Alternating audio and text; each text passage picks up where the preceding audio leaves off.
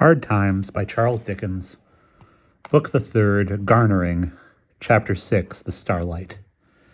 The Sunday was a bright Sunday in autumn, clear and cool, when early in the morning Sissy and Rachel met to walk in the country, as Coketown cast ashes not only on its own head, but on the neighborhood's too, after the manner of those pious persons who do penance for their own sins by putting other people into sackcloth. It was customary for those who now and then thirsted for a draught of pure air, which is not absolutely the most wicked among the vanities of life, to get a few miles away by the railroad and then begin their walk, or their lounge in the fields. Sissy and Rachel helped themselves out of the smoke by the usual means, and were put down at a station about midway between the town and Mr. Bounderby's retreat.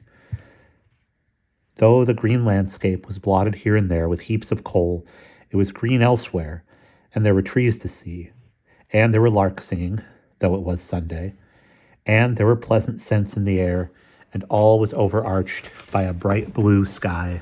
In the distance one way, Coketown showed as a black mist. In another distance, hills began to rise.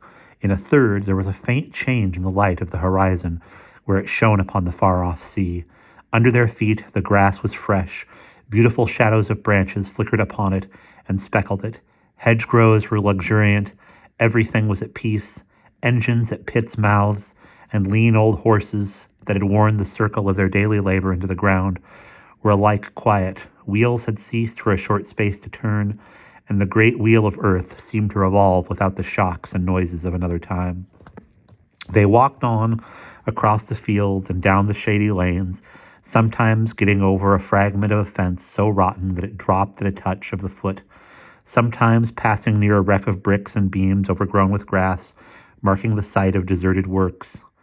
They followed paths and tracks, however slight, mounds where the grass was rank and high, and where brambles, dockweed, and such like vegetation were confusedly heaped together.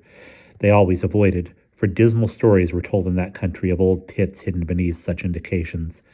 The sun was high when they sat down to rest. They had seen no one, near or distant, for a long time, and the solitude remained unbroken. "It is so still here, Rachel, and the way is so untrodden, that I think we must be the first to have been here all the summer." As Sissy said it, her eyes were attracted by another of those rotten fragments of fence upon the ground. She got up to look at it. "And yet I don't know. This has not been broken very long. The wood is quite fresh where it gave way. Here are footsteps too. Oh, Rachel!" She ran back and caught her around the neck. Rachel had already started up. "What is the matter?" "I don't know. There's a hat lying in the grass." They went forward together. Rachel took it up, shaking from head to foot. She broke into a passion of tears and lamentations. Stephen Blackpool was written in his own hand on the inside. "Oh, the poor lad! The poor lad, he has been made away with. He is lying murdered here." Has the hat any blood upon it?" Sissy faltered. They were afraid to look, but they did examine it and found no mark of violence inside or out. It had been lying there some days, for rain and dew had stained it, and the mark of its shape was on the grass where it had fallen. They looked fearfully about them without moving, but could see nothing more. "Rachel," Sissy whispered, "I will go on a little by myself." She had unclasped her hand and was in the act of stepping forward when Rachel caught her in both arms with a scream that resounded over the wild landscape. Before them, at their very feet, was the brink of a black, ragged chasm hidden by the thick grass. They sprang back and fell upon their knees, each hiding her face upon the other's neck. "Oh, my good Lord! He's down there! Down there!"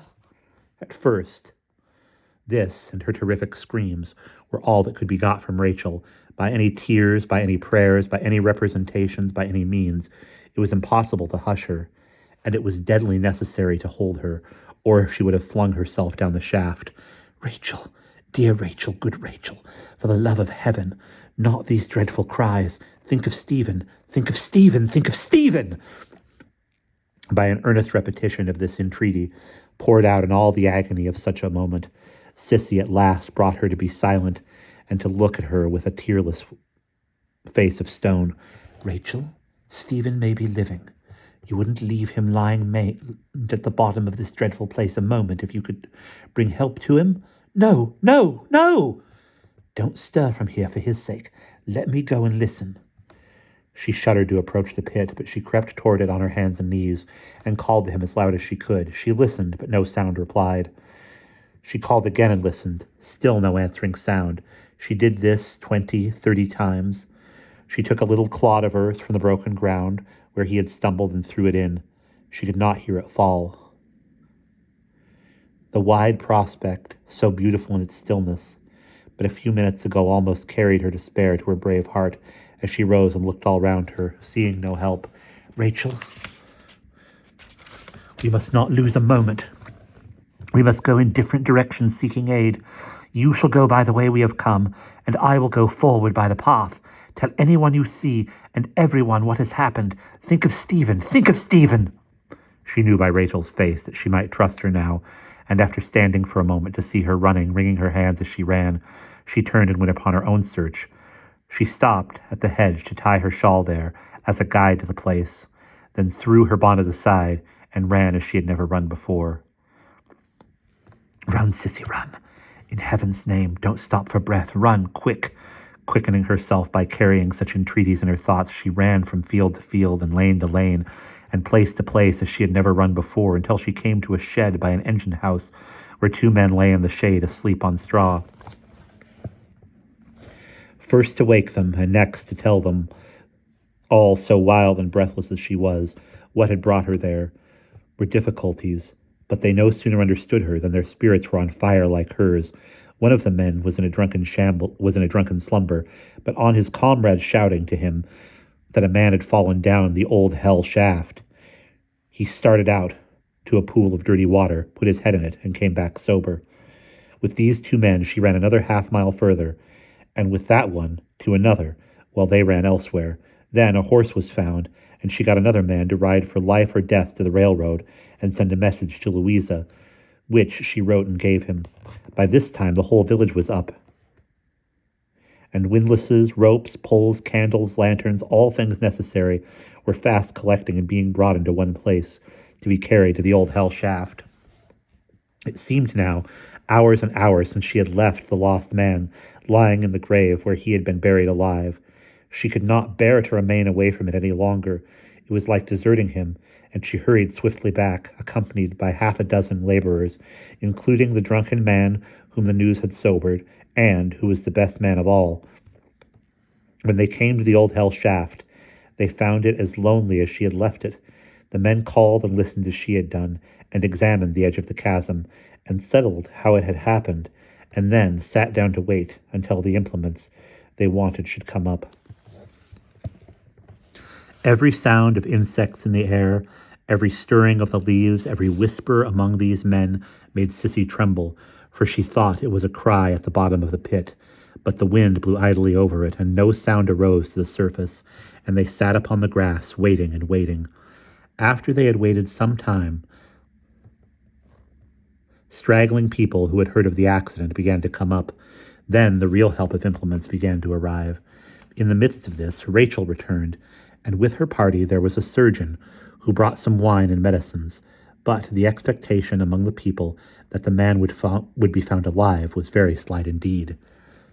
There being now people enough present to impede the work, the sobered man put himself at the head of the rest, or was put there by the general consent, and made a large ring around the old hell shaft, and appointed men to keep it.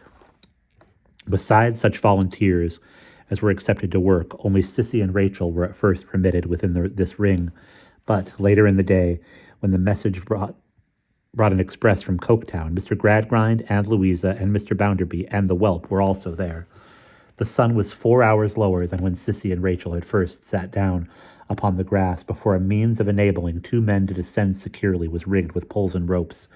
Difficulties had arisen in the construction of this machine, simple as it was. Requisites had been found wanting, and messages had to go and return. It was 5 o'clock in the afternoon of the bright autumnal Sunday before a candle was sent to try the air, while 3 or 4 rough faces stood crowded close together, attentively watching it. the men at the windlass lowering as they were told. The candle was brought up again, feebly burning, and then some water was cast in. Then the bucket was hooked on, and the sobered man and another got in with lights, giving the word, "Lower away!" as the rope went out, tight and strained, and the windlass creaked. There was not a breath among the 100 or 200 men and women looking on that came as it was wont to come. The signal was given, and the windlass stopped, with abundant rope to spare. Apparently so long an interval ensued that the men at the windlass standing idle, that some women shrieked that another accident had happened, but the surgeon who held the watch declared 5 minutes not to have elapsed yet, and sternly admonished them to keep silence. He had not well done speaking when the windlass was reversed and worked again.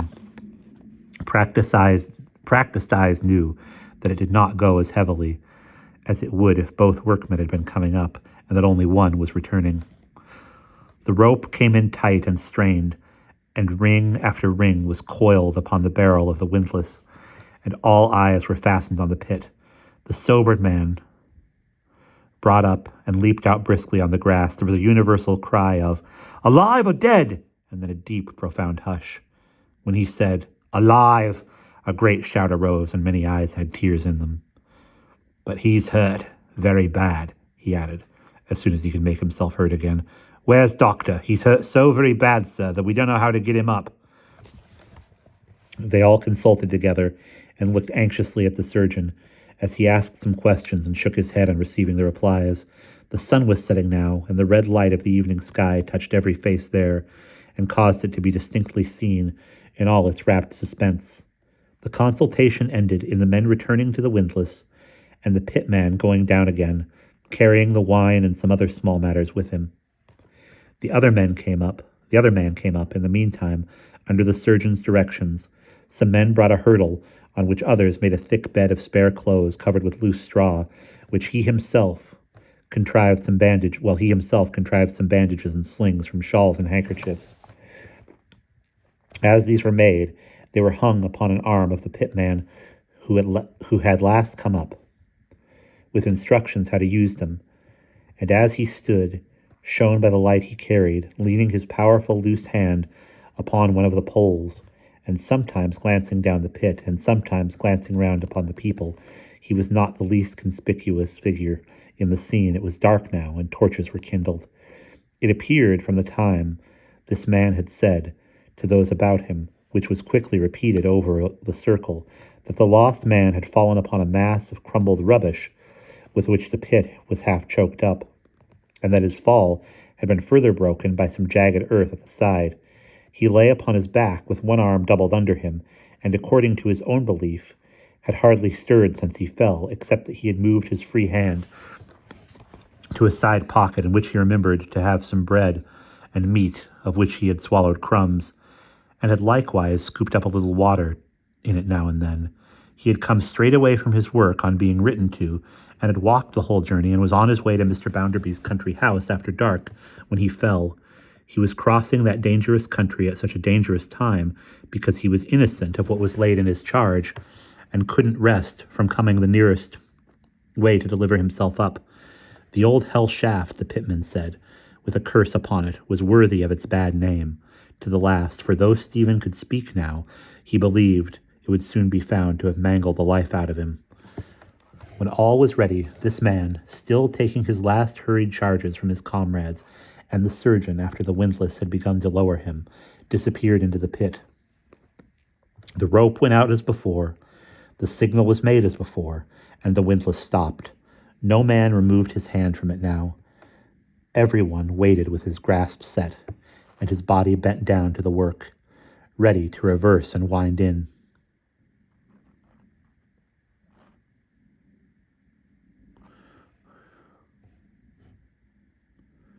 At length the signal was given, and all the ring leaned forward.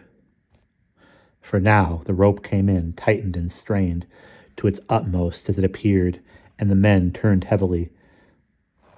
And is it a windlass? That makes more sense. And the windlass complained.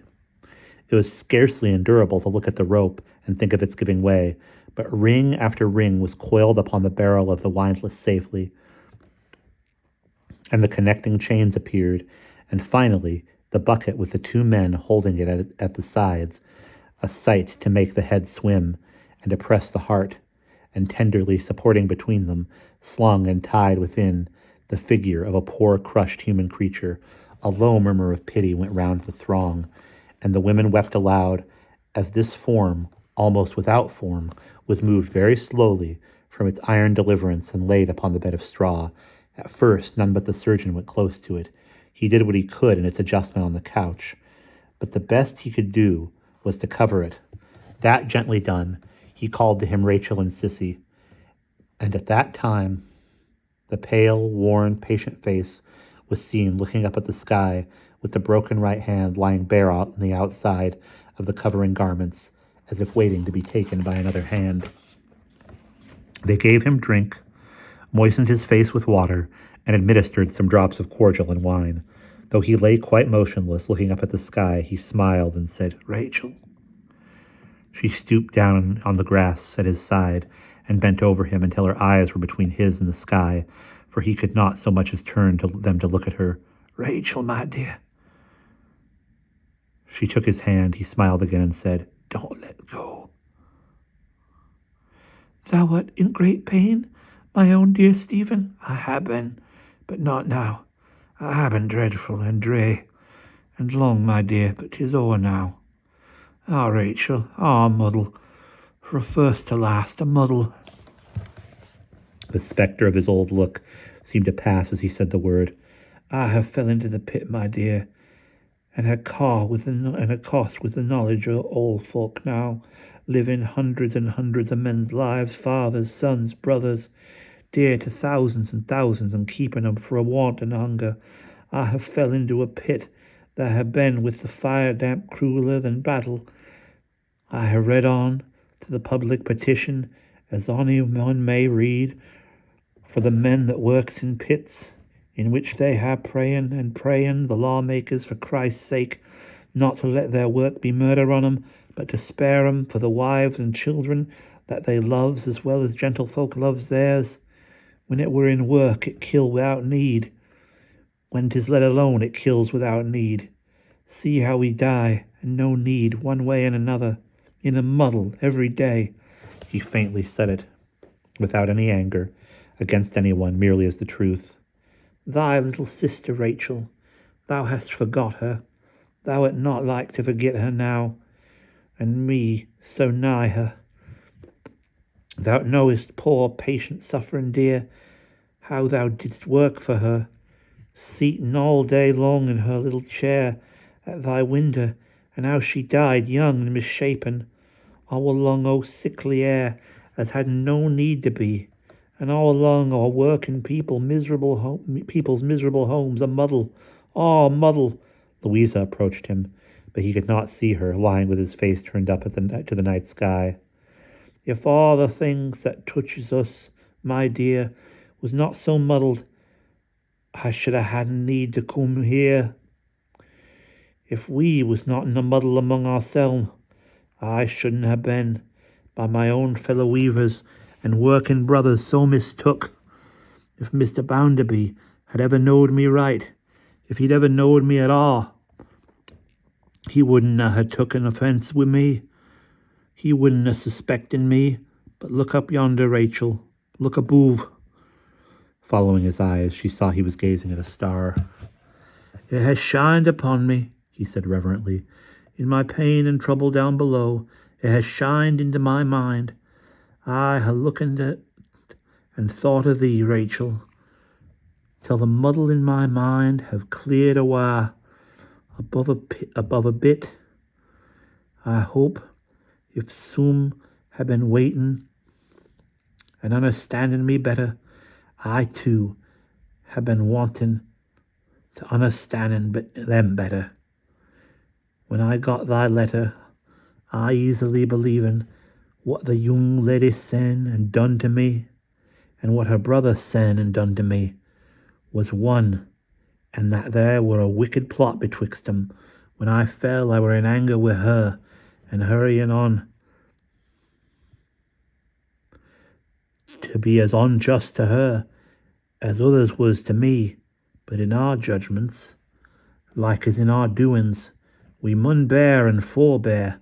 In my pain and trouble, looking up yonder, wi' it shining on me, I has seen more clear, and have made it my dying prayer, that all the world may only come together more, and get a better understanding of one another than when I were in my own weak self.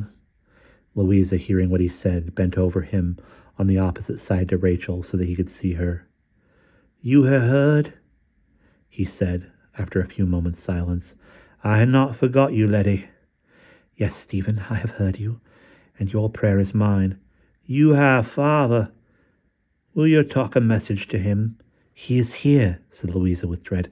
Shall I bring him to you, if you please? Louisa returned with her father. Standing hand in hand, they both looked down upon the solemn countenance. Sir, you will clear me, and make my name good. Well, amen, this I leave to you. Mr. Gradgrind was troubled and asked how. Sir, was the reply, your son will tell you how. Ask him. I make no charges. I'll leave none hate me, not a single word. I have seen and spoken with your son one night. I ask no more of you than that you'll clear me, and I trust to you to do it.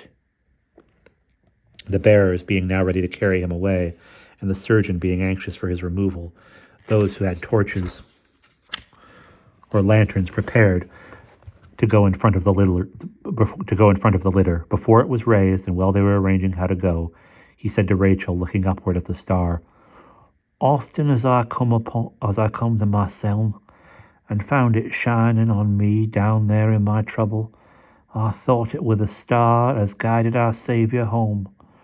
I almost think it be that very star. They lifted him up, and he was overjoyed to find that they were about to take him in the direction whither the star seemed to him to lead. Rachel, beloved lass, don't let go my hand. We may walk together tonight, my dear. I will hold thy hand, and keep beside thee, Stephen, all the way. Bless thee. Will somebody be pleased to cover my face?